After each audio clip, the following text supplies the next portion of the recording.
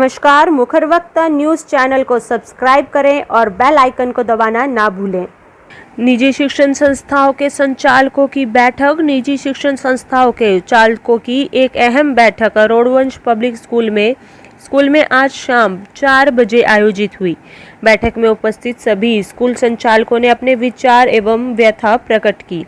यह जानकारी देते हुए प्रवक्ता अनूप स्वामी ने बताया कि अरोड़वंश ट्रस्ट के पूर्व प्रधान अजय नागपाल सोनू ने कहा कि सभी विद्यालयों को अपना अपना अस्तित्व होता है और सभी विद्यालयों की परिस्थिति के अनुसार सबको साथ लेकर चलना होगा।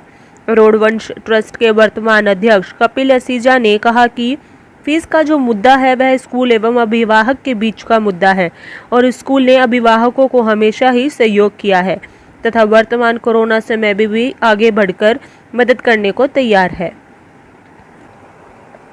अखिल भारतीय ग्राहक पंचायत ने बिजली बिलों में की गई भारी भरकम बढ़ोतरी को वापस लेने की मांग की। अखिल भारतीय ग्राहक पंचायत ने जिला कलेक्टर के माध्यम से मुख्यमंत्री को ज्ञापन भेजकर कोरोना काल को देखते हुए अविलंब बिजली बिलों में की गई भारी भरकम बढ़ोतरी को वापस लेने की मांग की है।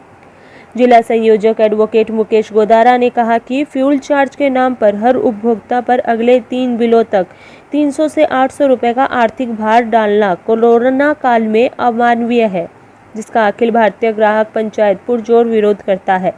जिला संयोजक एडवोकेट मुकेश गोदारा ने कहा कि कोरोना काल में राज्य की जनता जहां कोरोना वायरस संक्रमण से जूझ रही है, वहीं काम धंधे ठप होने तथा बेरोजगारी के हालात बनने से आर्थिक रूप से पीड़ित व त्रस्त है।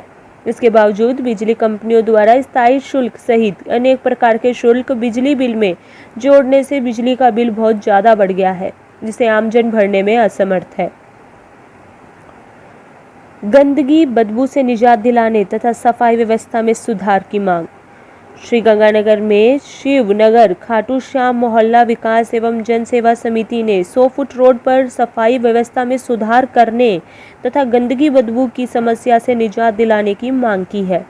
अध्यक्ष विपिन सांखला ने जिला प्रशासन, नगर विकास न्यास सचिव तथा पंचायत समिति विकास अधिकारी को इस आशय के सौंपे ज्ञापन में लिखा कि 3 ही छोटी के एसएसबी रोड से शुरू 100 फीट रोड पर गंदगी के ढेर लगे हुए हैं। कचरे का उठाव नहीं होने के कारण नालियों का निकला कचरा लोगों के घरों के आगे पड़ा रहता है। गंदगी का आलम यह है कि पिछले 2 महीनों से इस क्षेत्र में कचरे व गंदगी का उठाव नहीं होने से भारी बदबू आने से क्षेत्र वासियों का जीना दुर्भर हो गया है।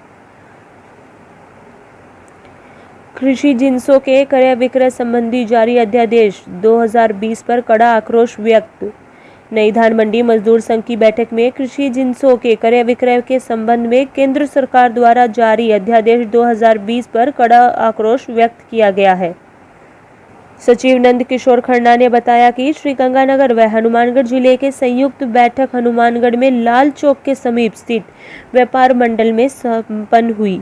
सचिव नंद किशोर खन्ना ने बताया कि इस बैठक की अध्यक्षता नई धान मंडी मजदूर संघ श्रीगंगानगर के संरक्षक किशोरी लाल सिवान ने की।